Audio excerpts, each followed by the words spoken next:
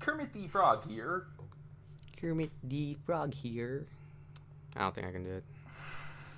Your voice is a little too high-pitched, I think. No, I can do Mickey Mouse, huh?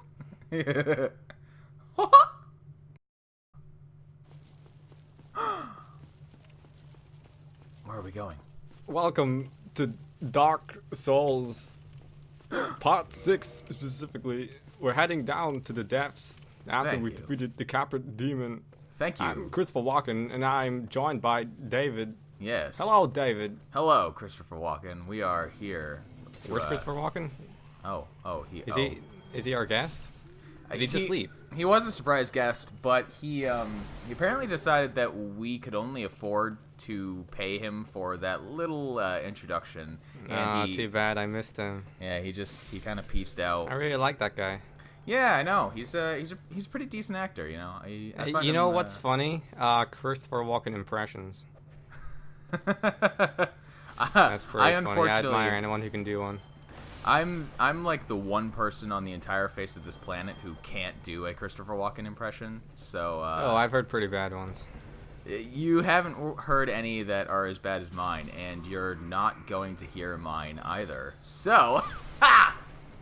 Oh, that's a shame. I'd like to hear at least one of us do one, but you know, I can't either. No. Well, you're gonna have to wait for this episode to go live, and then you can just hear the guest appearance yourself. So. Okay, I'm looking forward to it. Yeah, it'll be a cool little thing for you to see since you missed it. So. Okay. So this area we have. This butcher guy just screwed me. It's a woman, by the way. Is it? It is. Yeah. Really? I didn't know that. Yeah. All right. Well, yeah, and during an interview, the developer was like, "Yeah, it's a woman." Well, obviously in Japanese, but I don't know. Well, that butcher messed me the f up the first time I went through here. She ain't so tough. No, not when you know what you're doing. Unfortunately, the first time I played this game, I didn't know what I was doing. So. Okay. Oh, look at that ragdoll. Yeah. I love the ragdolls in this game. Too bad they removed it pretty much entirely in the second game. Yeah. It's just. And then it's back in Bloodborne. It's so hilarious when you're in like when you're fighting like the Stone Guardians and stuff. Yeah. All the illusion of weight to them is immediately gone when that happens. Disappears. Yeah. Oh, I guess they're made out of styrofoam. Yeah. Now they're made out of like plasticine and. Oh. Yeah. Okay. They looked heavy, but when they were alive and like trying to crush me. Whee! What's this bubble wrap armor? That's weird. Pretty light though. So are we going to be getting the spider shield? I think we already got it. We got it in the bridge in Valley of the Drakes when I got the bandit armor. Did we? But yeah, you can get a second one actually here. Yeah, I knew about the one here. I guess I didn't know that where the second one was. I think you get it. It's part of the bandit starting equipment, so I would assume you got one there also. Right. And we have this pyromancer guy here. He's like, thank you for rescuing me. I'm gonna head down to the Great Swamp. Yeah, he's from a place that is totally not the location in Elder Scrolls called the Great Swamp also. We're not, in fact, in the same universe as Elder Scrolls. Oh, jeez. Yeah, you could actually get this butcher with the bow and arrow earlier, but screw that. I'm gonna fight this one like a man. Oh well, like a woman. Metaphorically. Oh. We're not misogynists here. Oh geez, you dropped the M word. Now we're gonna get just a slew of angry comments on this video. I thought the M word was milk. No, it's milk. Get it right. Gosh. What kind of accent is that? Who says milk? No. I'm the one to talk here. But... Well, I don't actually say milk, yeah. But yes, you get a sack. Oh, that is the most useful. That's the most useful head armor in the entire game. And I don't think I show it off in this game at all, but there are crows when you head back to undead asylum. Yeah, I remember these guys. Don't fire bombs work really well on them? Yeah, fire in general, actually. Yeah, and the crows, you can drop a certain weapon. I think it's a demon great hammer. You can drop that, and then. Right. Oh wait, no, actually, yeah, you can get that if you put the sack into the crow's nest. Oh, really? I think so, or it's the other way around. But you can drop the sack, which isn't very valuable, and then get a warhammer, which has, I think, is worth 5,000 souls, and you can trade that to Oh, jeez. a certain primordial serpent we haven't met yet. Blech. Yeah, these guys don't do a lot of damage. No, but they are gross. Yeah, that's why I'm literally hitting them with a 10-foot pole. It's like, I don't want to get away. closer. I don't want to get closer than I need to. Let's just jab at you with this halberd. Yeah, the reason why I got hit by that first one is because I thought I could outpace them, but apparently not. These guys are... No. Despite a lack of a brain, they still get you pretty easily. Yeah, so it's a... Screw it, I'm next to a bonfire, might as well. It's kind of like the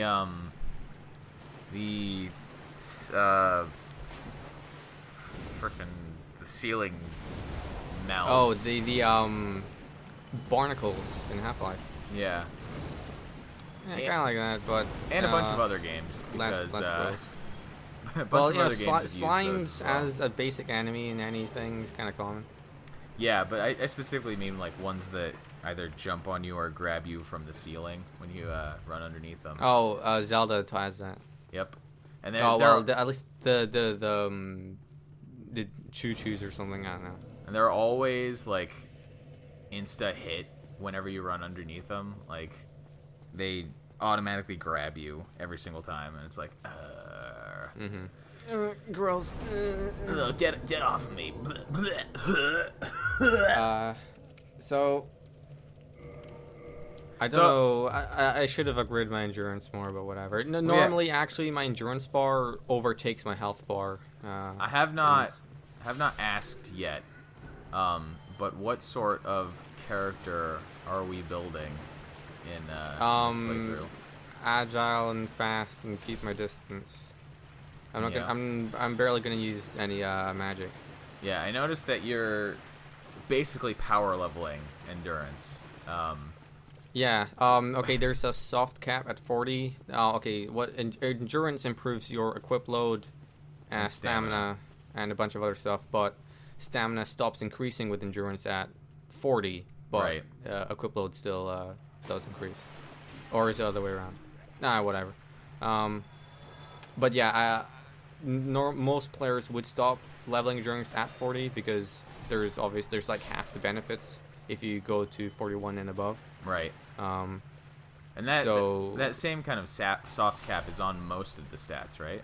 Yes, there's a soft cap in pretty much all of it. For example, attunement, which raises the amount of spells you can equip. At the moment, I've only got one spell slot, but you can have up to 10, and you can reach 10 just by having 50. And if you raise attunement any higher than 50, it's completely worthless because that's all it does. And since you already have 10, it doesn't do anything. Right. And we have a giant rat here. Yep. Rodents of unusual size. Yeah. Oh, look, it's the spider shield. Spider shield. I'm not gonna be using it though. I did. Yeah. Oh, I used it exclusively for the very small amount of time that I had to spend in Blighttown. Right. Well, when we get to Blighttown afterwards, we're gonna be clearing the lower part. Yeah. Yet again, I'm gonna be keeping my distance because I really cannot be bothered dealing with that. Right. And I think I'm gonna go through a shortcut here if I remember correctly. The leveling system is another way how I am dramatically different from people who like enjoy metagaming and whatnot, because like with my first character, I basically just wanted to build a heavy armor, strong melee focused character. So yeah. So I've been building like a major tank where I level strength, vitality, and endurance, which I know makes metagamers cringe, and it's why I love it. Okay, well, maybe for some people. Okay, for me, if it's your first time run through, or like if you're not that invested in Dark Souls, I think it's fine no matter what your build is or where you go first or what weapon you use. But for me, only when a player goes, "Oh, I played Dark Souls mouse and keyboard," that's when I like die a little inside. Oh, I would never try to play it with mouse and keyboard. Are you kidding me? Like, oh, you went through the catacombs before the church. That's fine. Oh, you use Zweihander when you don't even have the right stats. That's fine, but keyboard, like, oh God, my heart. I am not that ridiculously invested in trying to make other people upset about how I play games to suffer through the keyboard and mouse setup in this game. Like, I like laughing at how angry people get, but that's because, like, as I've said, I don't give a single shit about metagaming, and right. I play what I find to be fun, even if it's really terrible. Okay, slight detour here. Now, there was a cut there, yes, but that's mainly because this is a different session. I think this is the second or third session I was playing. So it might look like I might have gone elsewhere and maybe grinded a little. Don't worry, I didn't. Now we still have the same stats. That's just me sleeping. You had to sleep sometime. Metagaming. I mean, I don't. Yeah. Okay. Like, I know. I'm not sure what like your full, view on that is, but. Well, I don't want to turn this Let's Play into 20 episodes of me complaining about metagamers. But well, for a game like Dark Souls, if you want to do PvP, you're kind of the person who would have looked at like builds and stuff anyway. And that's, I mean, like I said before, that's one of the reasons why I don't play connected to the internet, because I don't care, and I don't want to get blindsided. Ooh, I hate those frogs. I don't want to get blindsided by people who have spent like 70 hours fine-tuning their character to be the best that it can at destroying me in like 5 seconds. Okay. Yeah, so Kirk, I think this is the first invasion. He's an AI player. We don't really know why he's doing this yet, but my first invasion, he's kind of shitty right now. My first invasion was in Blighttown, I think, because I must have dropped down like a few different holes in the depths here or something. Because I didn't fight that guy. You have his sword. Ah. His sword is kind of like a regular straight sword, but it inflicts bleed damage. Right. And bleed damage, okay, if you have a weapon that does that, the other player, a bar appears for them. And if the more you hit them with a bleed weapon, the more the bar fills up, and fills up to the maximum, a fixed amount of health is lost on them. So, and it's really good against people who have shields or just turtle around with shields. Yeah. Because you can still inflict bleed while they have a shield up. So, and since it has a fixed amount of damage, it bypasses the shield. So that's really good for those situations. Short sword. Ugh. Yeah, and finally about bottomless box, but I don't think I ever use it. This guy's just a merchant. He's obviously from other places. Yep. Traveling around. So, what's your opinion on crystal weapons?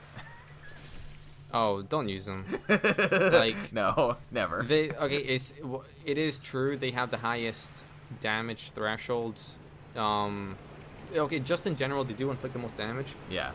But they break so easily. Their durability is nothing. From their basic weapon, what they were before, it's a tenth of what it was before. Yeah. And you can't repair them. So it's essentially like, like a bonus weapon. It's that you're meant to discard. Yeah, it's if you need to be a glass cannon and don't care about using up your weapon in the process. Yeah, you could use it. Well, I wouldn't turn like a weapon that you only get once per playthrough into a crystal one, but I guess Right. you can use it on a weapon that you can farm for. Right. But even then, it still takes a while to. It still takes a large amount of souls to upgrade it, and since you're gonna break it pretty easily, that's all the upgrade materials just wasted on it. Oh, a great axe. Yeah, we're gonna use it. Well, of course not. We're gonna find a lot of weapons here that I'm just gonna ignore, but I picked up anyway. That's because, well, I mean, it's an RPG. There was a rat hiding in a box. How did that rat even Yeah, I don't fit know in how that it box? got in there.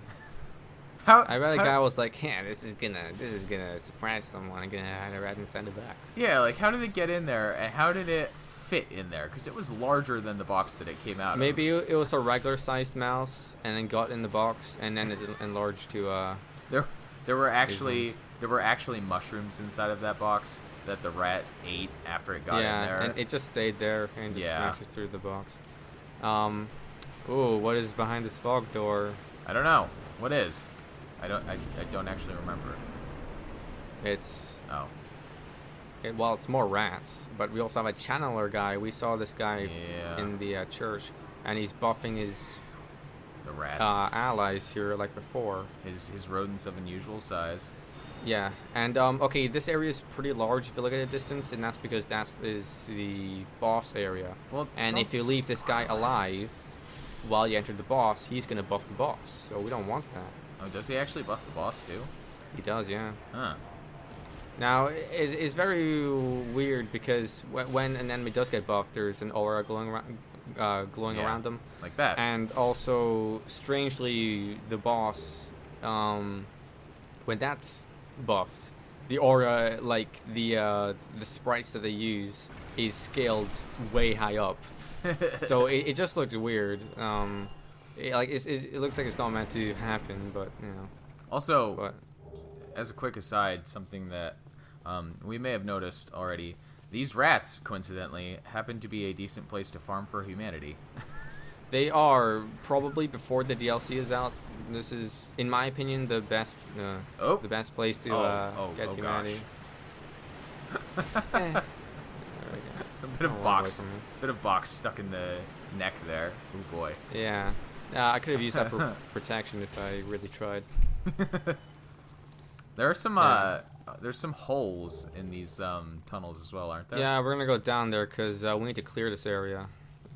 Just yelling at my past self. Come on, go down a hole.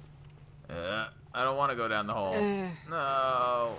Oh. This is usually the first place that you'd find the basilisks, but since I knew about them, I went the shortcut. Yeah. These Okay, guys, basilisks. I don't think they have any regular attacks. but At least they haven't inflict, used it yet. They inflict curse.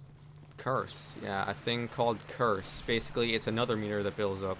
It's kind of like poison, kind of like bleed, but except when worse. that builds up, you die instantly. Yeah. Yep. And if you die while cursed, don't you lose like half your health or something?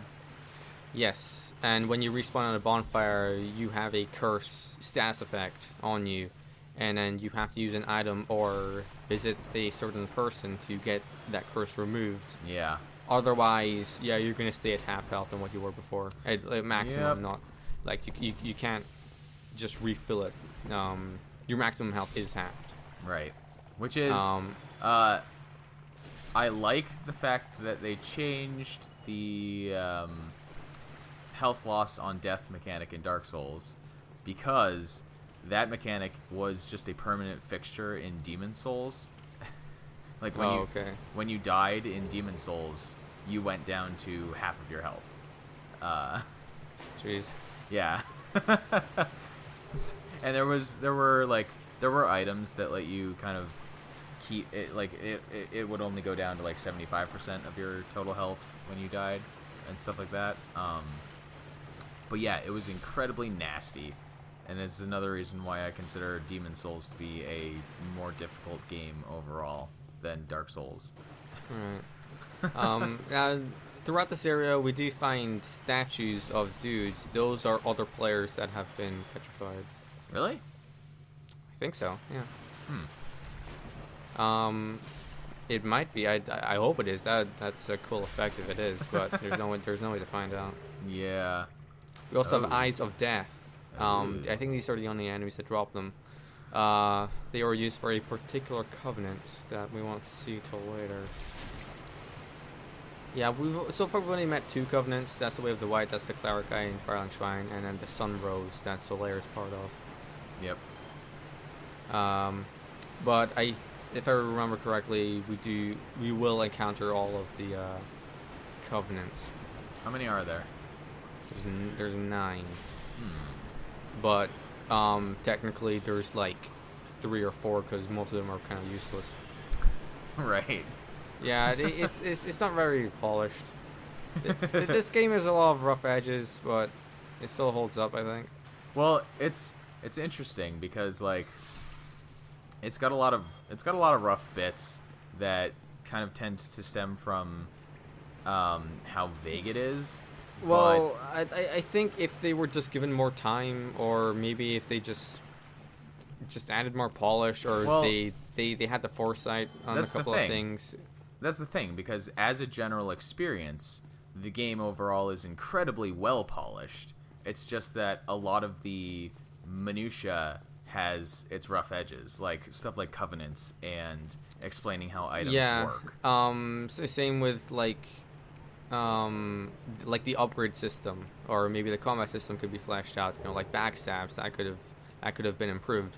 And those things, all of those things, have actually improved in Dark Souls 2, which is good. But a lot of things in Dark Souls 1, which made it quite appealing, wasn't very present in Dark Souls 2. It lacked direction. So, are we gearing up for a boss fight right now? Yes. This boss fight, like the Belfry Gargoyles, we can summon both Solaire and Lautrec. So this boss fight, the first time I went through this fog door, literally killed me in 5 seconds. Yeah, it's one of those bosses that it's so big. It's kind of relatively easy to avoid, but yeah, if you get hit once, that's you gone. I was not expecting what's about to happen.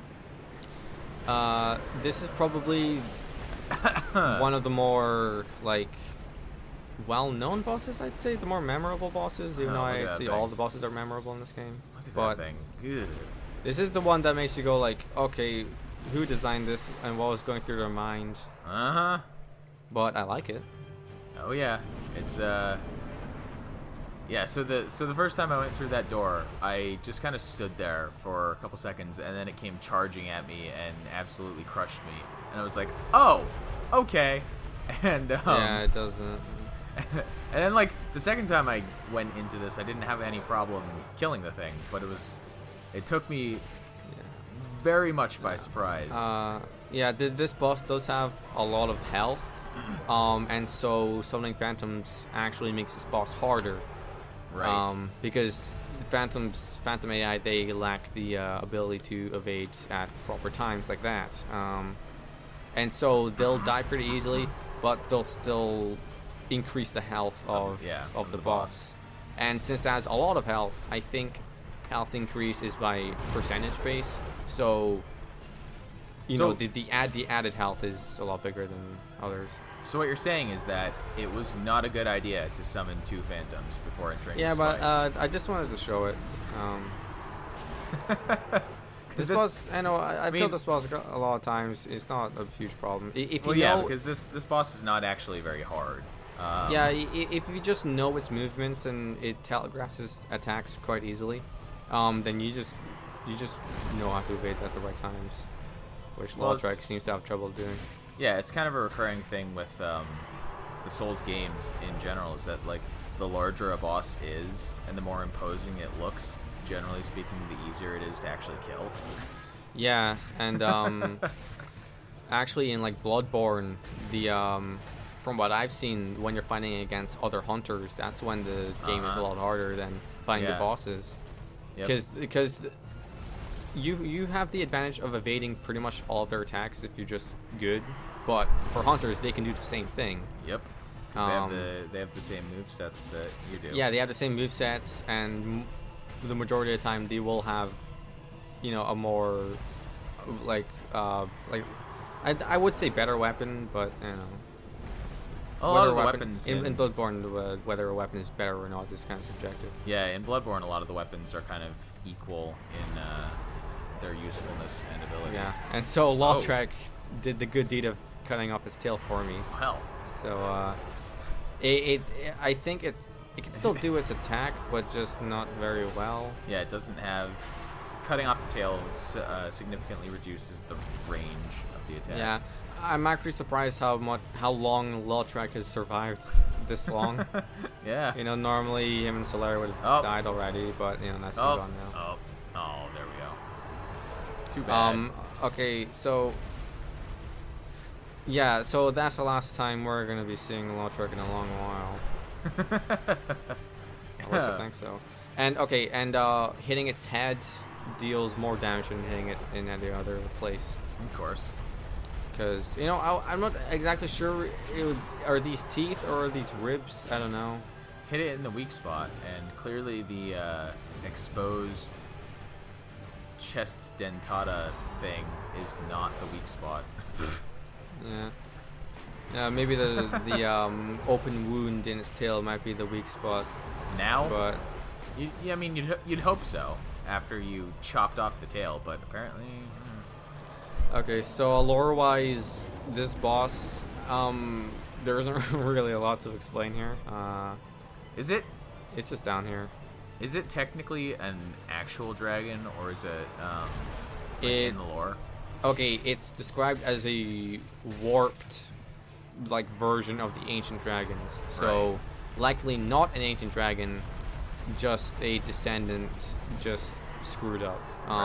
And since it's down here, it's in the depths. This is the sewers. This is where all the waste goes. It's like they've been here for a very long while. This is probably just a mutant. Yeah, that became even more mutated as it. Yeah, you know, in fiction, mutants tend to grow extra limbs. Yeah. Or open up their chests. Yeah, and start sprouting teeth ribs. With which they try to crush and eat you. Yeah. This is like, visually speaking, this is probably one of the most disturbing enemies in Dark Souls. Yeah. And it's the funny thing about that is that this is kind of par for the course for the enemy design in Bloodborne. Yeah, I do see that. which is one of the reasons that I love the enemy design. Comes free with a vomit attack. Yeah, this is one of the reasons why I love the enemy design in Bloodborne so much. Yeah, this is very eldritchy. Yeah, it's fantastic. And try hitting it, but halberd is actually not a good weapon against this. So. Well, you got to do the swing attack rather than the jab. There you go. It does leave me open though. But the overhead strike, that's only if you're running beforehand. Right. What is what's the secondary attack with the halberd? Two-handed is the spin to win. Right. Everyone calls it spin to win. Because it's the long wide arc. Yeah, it's when you just spin a 720 spin, and you move slightly forward while doing it. But I kind of prefer other weapons. They tend to have like one big startup and it's a single hit. I actually don't like the spin to win thing this thing has. I tend to like have one big attack, you know. Right. But okay, one-handed. It doesn't matter if it's one or two-handed. The regular weak attack, it's a poke. Yeah, of course. I mean, one of the biggest problems that I have with the like great swords is their secondary attack, because it takes so long to wind it up. It makes it like you have to time it very, very, very well to use it properly, and I don't have timing that good. Yeah, that's why you should only use those large wind-up attacks when the enemy is on the ground. Yeah. Oh, give me that juice. Tasty. And now we have a key. Key to Blight Tune. This key opens where the merchant is, but we're gonna take a detour and not go there because that place isn't very appealing. So next time we're heading off to Blighttown finally. I don't know actually. Oh.